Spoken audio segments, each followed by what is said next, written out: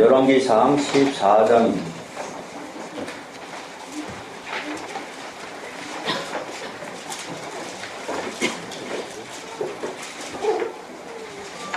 열왕기상 14장 1절로 5절까지.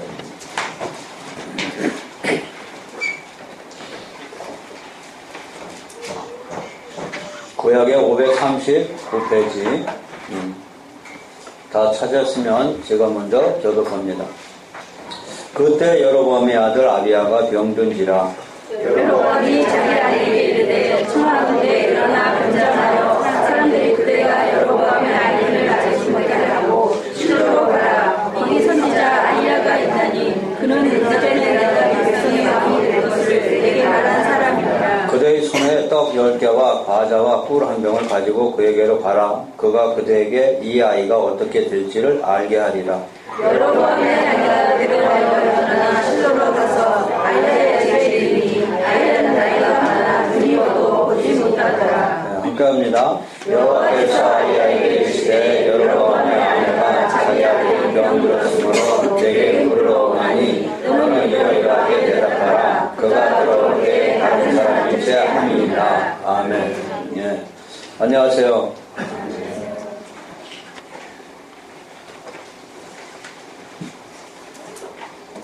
감기 요새 많죠? 감기 조심하세요. 감기 한번 걸리고 이번에 감기가 점점 더 세져가지고 가수들은 이 목소리가 생명이기 때문에 이 감기에 대해서 엄청 민감하답니다. 그래서 그들 비결이 항상 이 가습기 치는 거라고 전번에도 제가 말씀드렸죠. 가습기 좀 제발 하세요. 감기 안 걸리게. 그제는 엄청난 뉴스 들었죠. 여러분도 아시다시피 어느 목사님이 자기 아들이 감기 들렸다고 해서 병원에 안 가고 기도만 해주면 낫겠다고 해서 실제로 기도하다가 아들을 다 죽였습니다. 기독교인들한테는 특히 목자가 된 저 입장에서는 엄청난 쇼킹한 뉴스였어요. 하나님이 일을 열심히 한다고 하지만 하나님이 누군지 모르고 하나님을 아는 지식이 없으면 결코 사단이 가만두지 않고 사단의 사명이 인간을 음부로 끌어가는 게 사명입니다. 그래서 그는 거짓된 신앙에서 출발했기 때문에 하나님 아는 지식이 없었어요. 또 한편으로는 그는 죽은 자도 살리시는 예수님의 믿음을 믿었고 기도하면 난다고 성경에 쓰여있기 때문에 성경 말씀대로 믿은 믿음이 저는 부러웠습니다. 그 믿음이 사람을 죽였어요. 그 믿음 안에서 병이 치료되고 모든 것이 이루어진다는 사실을 그는 알았죠. 알았지만 그 믿음이 잘못된 거예요. 성경을 해석하는데 잘못 알게 되면 이렇게 사람의 생명을 죽입니다. 성경은 여러분들이 지금 저희 교회에서도 열심히 배우고 있지만 성경은 올바른 해석이 꼭 필요한 겁니다. 문자대로 보면 절대 안 된다고 제가 강조하는 이유가 여기 있습니다. 그분 목사님은 믿음은 상당히 좋았는데 문자대로 봤어요. 예수님이 나사로를 살린 것처럼 이제껏 살아난 사람 한 사람도 없어요. 그거는 예수님만이 하실 수 있는 일이고 우리는 할 수 없어요. 예수님이 나사로를 살린 이유는 나를 통해서 죽어도 죽지 않고 영원히 살아난다는 상징의 의표로 나사로를 살린 것이지 정말로 죽은 자를 살리는 거 아니다는 얘기죠. 우리 육신은 죽었다가 다시 살아날 수 없어요. 예수님이 재림하셨을 때 예수님과 더불어 우리의 육체도 부활한다고 데살로니가 후서에서는 기록하고 있어요. 그때야 비로소 우리 육신이 부활되는 것이지. 그러나 그분은 말씀 한 구절만 보고 자기 아들이 기도하면 나을 것이고 모든 것이 다 원만에 해결될 것을 봤지만 그 믿음은 잘못된 믿음이었어요. 우리로 얘기하면 성경을 잘못 해석하고 하나님을 잘못 기적의 하나님, 치유하시는 하나님, 물론 그렇습니다. 그러나 원래 우리의 애적인 치유보다는 하나님은 우리의 마음을 변화시키고 마음을 치유하고 마음의 상처를 고치러 오셔서 우리의 영혼을 구원하러 오신 분이지 어떤 육체의 것만 추구하고 육체의 것만 치유하시는 하나님이 아니시라는 것이죠. 제일 중요한 것은 우리는 마음의 치료를 받으려고 안 합니다. 마음은 변하지 않으니까, 아니 보이지 않으니까. 그러나 겉에 있는 것만 불편하니까 이것이 제거되고 치유되면 우리는 이것이 하나님의 기적이라고 하나님이 나를 사랑한다고 그 믿음을 갖게 되는 것이죠. 이건 잘못된 겁니다. 내 육체의 어떤 고침보다도 하나님의 뜻은 하나님이 원하시는 것은 우리의 마음의 상처, 마음의 병, 모든 것을 사단이 갖는 그 악한 마음을 하나님의 사랑으로 치유해서 하나님 우리의 영혼을 구원하시는 것이 하나님의 뜻입니다. 이것이 그냥 일어난 일이 아니고 그가 자격이 있는 목사냐 자격이 없는 목사냐 간에 현대교회에서 제일 문제되는 것이 사실은 이 정통주의입니다. 이 정통주의가 사실은 잘못 인식이 되면 엄청난 불상사를 일으키게 되죠. 왜? 정통이라니까 말 그대로 정확한 소식이고 정확한 교리를 가지고 있다는 것이죠. 이것이 잘못되면 오히려 잘못된 교리를 정통교리로 받아들이면 원래는 잘못된 교리인지를 모르고 그것이 정통교리로 착각하고 있으니까요. 그만큼 우리가 하나님을 아는 것에 대해서 상당히 중요합니다. 그래서 오늘 제목은 제가 거짓된 신앙이라는 제목하에 본문을 택했습니다. 사실 신앙은 우리들 자신을 속이게 된다는 사실에 우리는 알아야 됩니다. 나 자신도 열심히 하나님을 믿고 있는다고 생각하지만 그것이 나 자신을 속인다는 사실에 우리도 알아야 됩니다. 내가 아는 상식은 절대로 옳다고 판단하지 못하니까요. 내가 아는 상식도 하나님의 말씀 앞에 판단을 받아야 됩니다. 과연 내 생각이 옳은지 틀리는지는 누구나 각자가 다 옳다고 생각하겠죠. 옳다고 판단하기 때문에 자기 행위를 하는 것이죠. 그러나 이것은 내 생각일 뿐 신앙은 특별히 우리 하나님을 믿는 또한 이런 신앙은 절대로 성경이라는 하나님의 특별 계시가 우리한테 주어졌습니다. 이 성경을 통해서 내 신앙이 올바른지 아닌지를 똑바로 알아야 될 필요가 있습니다. 문제는 우리 자신이 나도 모르게 속을 수 있다는 겁니다. 오늘 성경 본문을 통해서 과연 어떤 것이 진실된 믿음이고 어떤 것이 거짓된 믿음인지 살펴보고자 합니다. 오늘 본문 봅니다. 14장 1절에 보면 그때 여로보암의 아들 아비야가 병든지라 그랬습니다. 우선 저희들은 이 본문을 보기 전에 여로보암의 어떤 사람인가를 먼저 공부하고자 합니다. 이 여로보암은 우리 11장 볼까요? 11장 16절 봅니다.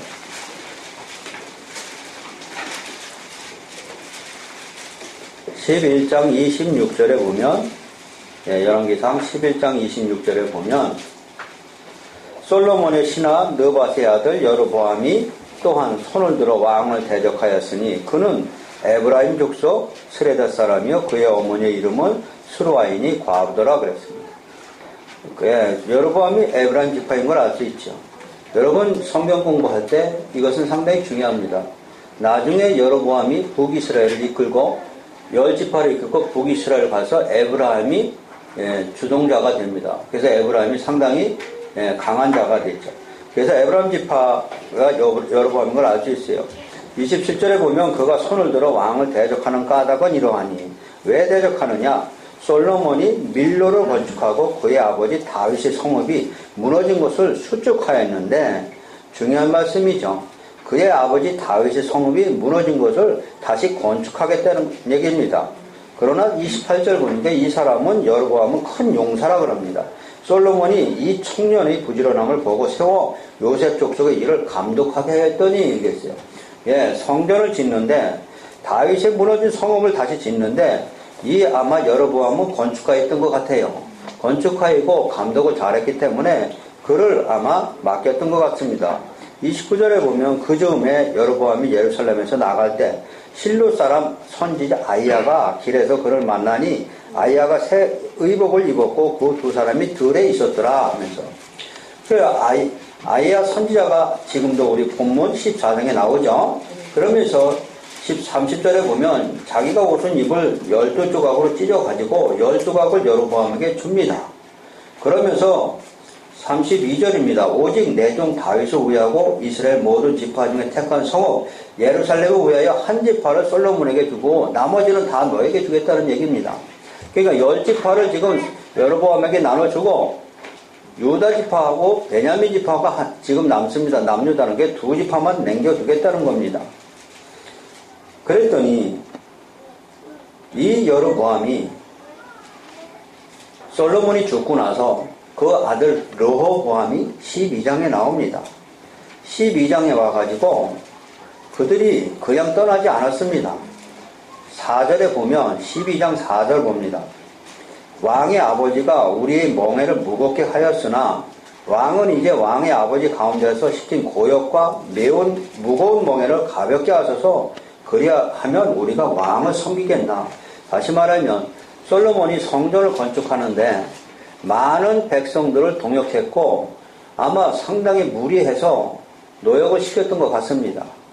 그러니까 당신은 이제는 당신의 아버지처럼 우리를 무겁게 하지 말고 우리를 좀 가볍게 다뤄주셔서 하고 부탁했습니다. 이 말씀은 상당히 중요합니다.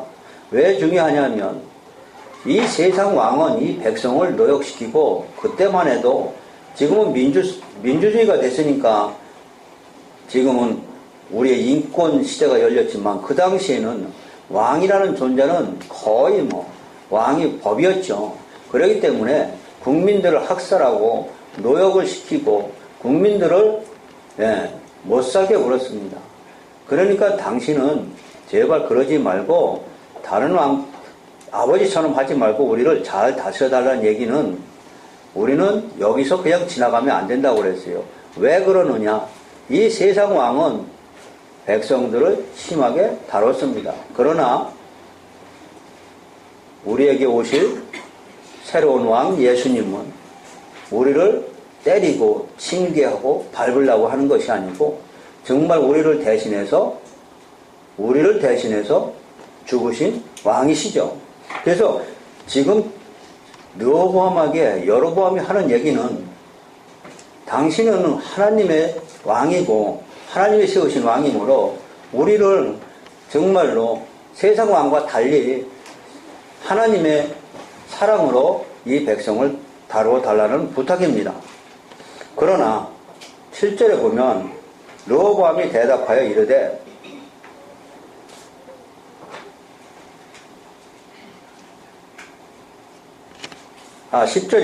11절입니다. 르호보암이 뭐라고 대답하냐면 내 아버지께서 너에게 무거운 멍에를 매게 하였으나 이제 나는 너의 멍에를 더욱 무겁게 한다. 내 아버지는 채찍으로 너희를 징계하였으나 나는 전갈 채찍으로 너희를 징계하리라고 해서 더 세게 나갑니다. 다시 말하면 아버지는 이해를 못하면 채찍으로 우리를 다스렸는데 나는 아버지보다 더 전갈로 다스리겠다고 합니다. 이 전갈은 광야에서 물리면 한번 죽는 겁니다. 그러니까 죽이겠다는 얘기예요. 아버지보다 더 심하게 다스리겠다고 합니다. 그랬더니 이 여로보암이 16절입니다. 12장 16절 보면 온 이스라엘이 자기들의 말을 왕이 듣지 아니함을 보고 왕에게 대답하여 이르되 우리가 다윗과 무슨 관계가 있느냐? 이새의 아들에게서 받을 유산이 없도다 하고선 드디어 10지파를 아이야가 예언한 대로 데리고 떠납니다. 참 중요합니다. 떠나는데 그냥 떠난 게 아니고 떠나고 나서가 문제입니다. 자, 28절입니다. 12장 28절. 이에 계획하고 두 금송아지를 만들고 27절부터 봅니다. 만일 이 백성이 예루살렘 이제 10지파를 가지고 북이스라엘로 올라갔습니다. 올라가고 나서 한 계획이 무엇이냐? 이 백성이 예루살렘에 있는 여호와의 성전에 제사를 드리고자 하여 올라가면 이 백성이 마음이 유다 왕 된 그들의 주 르호보암에게로 돌아가서 나를 죽이고 유다의 왕 르호보암에게로 돌아가리라 하고 이에 계획하고 두 금송아지를 만들고 무리에게 말하기를 너희가 다시 예루살렘에 올라갈 것이 없다. 이스라엘아, 이는 너희를 애굽 땅에서 인도에 올린 너희의 신들이라 하고 하나는 베델에 두고 하나는 단에 두고 금송아지를 만들었습니다. 중요한 것이 32절입니다. 8째 달 곧 그 달 15째 날로, 그러니까 8월 15일입니다. 8월 15일로 절기를 정하여 유다의 절기와 비슷하게 하고 제단에 올라가되 베델에서 그와 같이 행하되 그가 만든 송아지에게 제사를 드렸으며 그가 지은 산당의 제사장을 베델에서 세웠더라. 그 33절의 결론입니다. 그가 자기 마음대로 정한 달 곧 8째 달 15째 날로 이스라엘 자손을 위하여 절기로 정하고 베델에 쌓은 제단에 올라가서 분향하였더라 그럽니다. 자, 여기는 중요한 의미가 들어있죠. 하나님이 지금 우리에게 이스라엘 백성들에게 절기를 지어줬습니다. 이스라엘 백성들이 3대 절기는 상당히 중요하죠. 하나는 6월 제일 첫 번째가 6월절입니다. 6월절은 어린 양이 죽는 날입니다. 다시 말하면 애굽에서 홍해를 건너기 직전에 6월절 어린 양 피, 다시 말하면 예수님이 십자가에서 죽지 않고는 우리는 절대로 구원에 이를 수 없습니다. 그것이 6월절 어린 양입니다. 그러고 나서 이제는 성령 시대가 열리죠. 신약에서는 사도행전 2장에서 성령 시대가 열리는 겁니다. 그러고 나서 마지막으로 7월 15일이 옵니다. 이 7월 15일이 초막절입니다. 초막절, 장막절 그럽니다.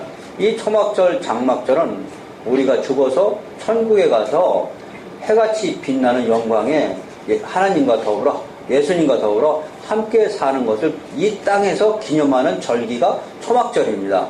여러분 지금 이 초막절 행사를 아마 마음속으로 다 가지고 계실 거예요. 그것이 우리의 소망이니까. 근데 이 초막절을 지금 7월 15일입니다. 그러나 지금 여로보암은 8월 15일 날로 절기를 바꿔버렸습니다. 이 8월 15일로 절기를 바꿔버렸다는 것은 자기 마음대로 예배 드리고 자기 마음대로 천국에 갈 수 있다고 생각한 착각이었습니다. 절기를 바꿨다는 것은 전적으로 하나님께 대적하는 겁니다. 그러나 그는 금송아지를 만들어 놓고 이것을 다른 신이라고 그러지 않았습니다. 만들어 놓고 이것이 애굽에서 우리를 구원해낸 6월절 어린 양 예수 그리스도라고 지금 설명하고 있습니다. 여로보암은 이런 사람이었습니다. 오늘 본문에 보면 그런 신앙을 가졌던 그가 자기가 제일 사랑하는 아들 아비야가 병들었습니다. 이 14장 1절 설명하는데 이렇게 길어요. 이걸 알아야 여러분들이 이해하기 때문에 그렇습니다. 그냥 병든 게 아니고 신앙생활 잘하고 있었습니다. 그러나 문제는 르호보암, 솔로몬의 아들 르호보암한테 너는 이 세상을 하나님의 백성이니까 하나님의 왕이니까 사랑으로 다스리라고 해놓고 자기는 올라가서 금송아지 만들었습니다. 다시 말하면 르호보암 너는 잘못됐다고 떠났습니다. 다윗의 가문과 우리가 무슨 관계가 있느냐고 너는 하나님의 왕으로서 채찍으로 다루지 말고 오히려 사랑으로 다뤄주기를 원했던 그가 르호보암을 떠나서 금송아지 만든 것이 자기는 잘됐다고 생각하는 거죠. 이게 거짓 신앙입니다. 남은 잘못됐고 내 잘못은 합리화시키는 거죠. 그래서 내 신앙이 올바르다고 착각하고 있는데 이 14장은 그런 신앙을 갖고 있는 여로보암에게 하나님의 회개 기간입니다. 그래서 지금 아들 아비야가 병이 든 거죠. 그렇다고 하면 자기가 믿는 신앙이 금송아지가 정말 능력 있는 신이었다고 하면은 그는 자기 아들을 금송아지 앞에 데리고 가서 아마 기도하고 고쳐달라고 애걸복걸 했어야 될 겁니다. 그러나 막상 자기가 제일 사랑하는 아들이 죽으려고 하니까 그는 금송아지한테 데려가지 않고 남유다에 있는 선지자 아이야에게 보냅니다. 이것이 문제입니다. 우리는 감히 나 자신의 신앙을 나 자신이 제일 잘 알고 있고 나 자신을 살펴보면 과연 내가 여로보암처럼 거짓 신앙을 가지고 있는지 아니면 진실로 정말로 하나님을 사랑하는 진실된 믿음이 있는지는 누구보다 자기가 잘 알고 있다는 사실입니다. 그것이 지금 여로보암입니다. 자, 그래서 여로보암이 자기는 못 가고 자기 아내를 변장시켜서 실로로 가라고 합니다. 이 실로에 선지자 아이야가 있었기 때문이고 그래서 이 실로로 가서 변장하고 갔더니 6절입니다. 그가 문으로 들어올 때 아이야가 그 발소리를 듣고 말하되 여로보암의 아내여 들어오라. 내가 어째 다른 사람인지 아느냐? 내가 명령을 받아 흉한 일을 내게 전하리니 하면서 결코 그 아이가 11절입니다. 여로보암에게 속한 자가 성읍에서 죽은 즉 개가 먹고 들에서 죽은 즉 공중의 새가 먹으리니 이는 여호와께서 말씀하셨습니다 하고 13절 온 이스라엘이 그를 위하여 슬퍼하며 장사하여 하니와 여로보암에게 속한 자는 오직 이 아이만 묘실에 들어가리니 이는 여로보암의 집 가운데서 그가 이스라엘 하나님 여호와를 향하여 선한 뜻을 품었다. 중요합니다. 그러니까 여로보암 가족에서 이 아이가 병들었는데 하나님은 지금 이 아이만 천국에 간다는 얘기야. 선한 마음이 됐다. 왜? 이 아이를 통해서 하나님은 사실은 이 아이가 선지자처럼 자기 어머니, 자기 아버지에게 내가 왜 이 병이 들었습니까? 하고 그것을 알리는 자가 됐다는 얘기입니다. 그래서 그는 이 아이만 정말 조상의 묘에 묻히게 해두고 나머지는 개가 할 그처럼 너희들이 저주받는다고 생각합니다. 이 16절에 보면은 여호와께서 여로보암의 죄로 말미암아 이스라엘을 버리시니 이는 그도 범죄하고 이스라엘로 범죄하게 됐다고 합니다. 그래서 결국 17절에 보면 이 아이가 죽습니다. 이 아이가 죽고 나서 이제는 하나님이 여로보암도 죽이는 것이 19절부터 이어집니다. 자, 우리가 여기서 알아야 될 것은 이 거짓 신앙은 문제가 무엇이냐는 것이죠. 거짓 신앙은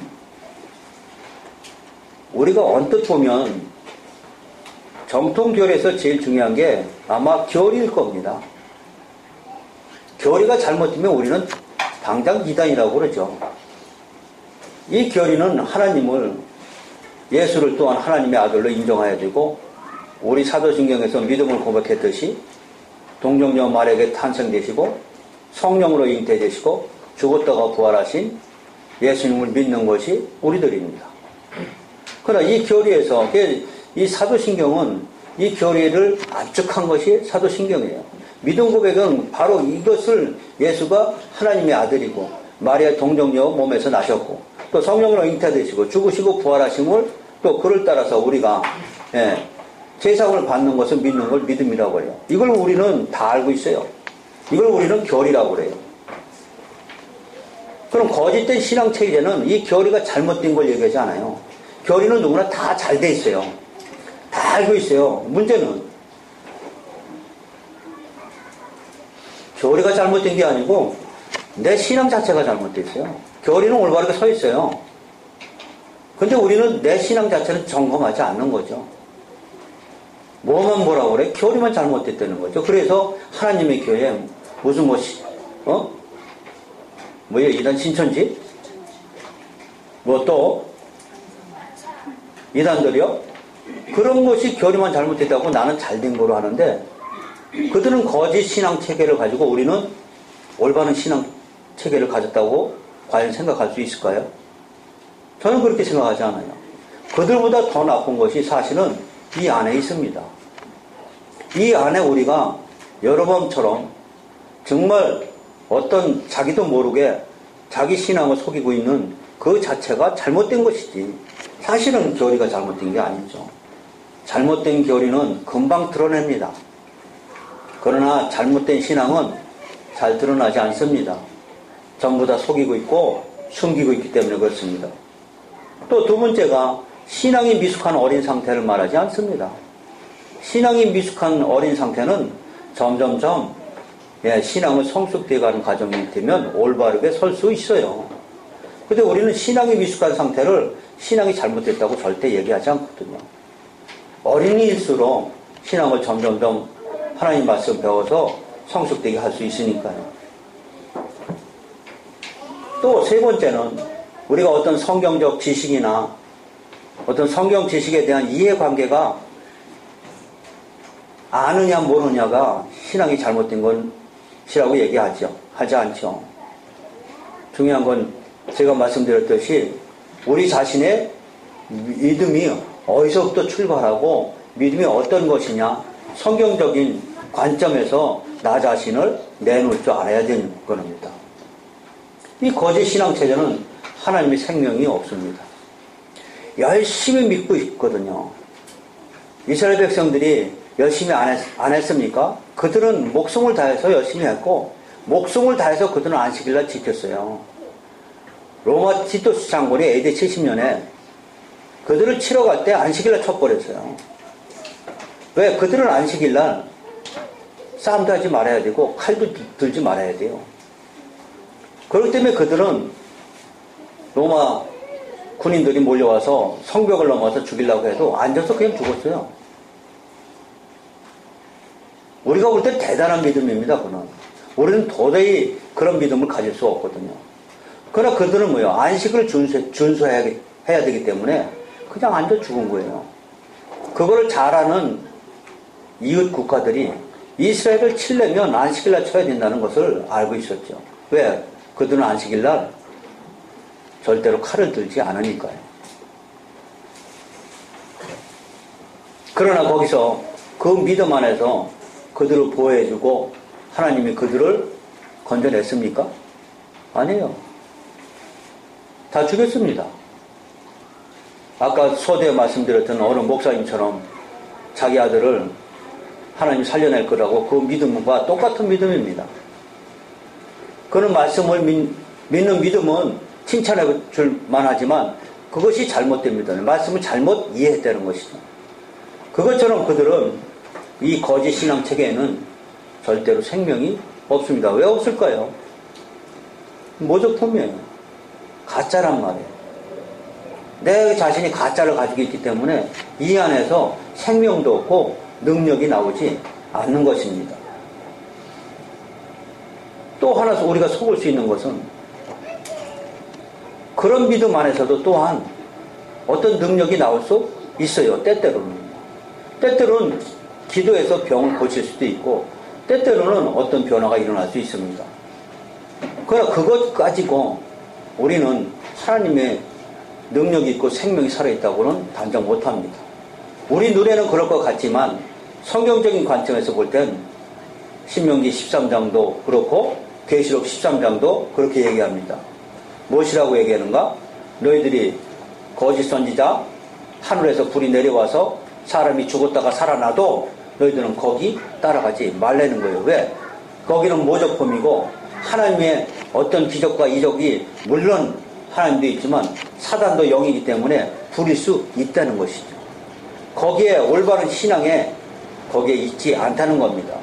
까딱 잘못하면 우리는 어떤 눈에 보이는 신앙에 속을 수 있다는 게 여러분 조심해야 됩니다. 그래서 성경을 보라는 거예요. 그래서 말씀을 배우라는 거예요. 말씀 안에는 하나님이 그 거짓된 신앙, 눈으로 보이는 거기에 따라가지 말라고 합니다. 예? 우리는 근데 말씀을 모르기 때문에 따라가는 것이죠. 거기는 생명도 없고 물론 구원이 없는 것이죠. 그리고 하나님의 능력도 절대 없는 것입니다. 사단이 제일 우리를 공격하는 것이 어디냐? 가장 큰 공격은 밖에서 공격하지 않습니다. 우리의 신앙 체계를 흔들어 놓는 것이 사단의 목적입니다.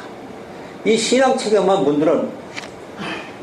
무너뜨리면 우리는 그것이 올바른 줄 알고 사단한테 넘어가서 열심히는 하는데 그것이 생명이 없고 내 안에 능력이 없는 삶을 살 수 있으니까요. 그래서 항상 우리는 깨어 있어야 되고, 또한 이 세상은 모든 것으로 거짓 신앙 체계로 많이 유혹을 하고 있습니다. 여러분들이 다 알다시피 하나님이 우리에게 복 주시고 복 주시는 거 압니다. 그러나 성경에서는 너에게 복을 먼저 주고 그 다음에 네가 제사장이 되어서 그 다음에 너의 주위에 있는 사람들을 건져내라고 너한테 복을 준다는 얘기가 나옵니다. 이 먼저 복을 주고가 우리에게 먼저 하나님이 함께 하신 분 얘기합니다. 그러나 세상의 잘못된 신앙체계는 이것을 이용해서 기복신앙 또는 인본주의 또는 신본주의 또는 율법주의로 우리의 신앙체계를 무너뜨리기 시작하는 거죠. 얼마나 우리가 하나님을 믿는다고 하면서 제대로 하나님 아는 지식이 너무나 빈약하고 부족해서 우리 자신이 하나님의 생명이 없고 능력이 없는 삶에서 살아가고 있다는 사실을 여러분 심각하게 깨달을 줄 아셔야 됩니다. 여러분 제가 볼 때는 제가 목사가 아니라 제가 보기에는 확신합니다. 하나님은 진실로 살아계시거든요. 이 살아계신 생명을 내 안에서 잉태가 되고 내 안에서 내 삶에서 능력이 나타나려고 하면은 거짓 신앙 체계가 아닌 정말 하나님의 성경에서 말씀하신 신앙에 내가 기준화해서 거기에 무릎 꿇고 하나님 뜻에 따라 내 삶이 이어져 가야 됩니다. 너무 중요한 것이죠. 너무나 제가 놀랬고 그래서 제가 어제 우리 아르미 집사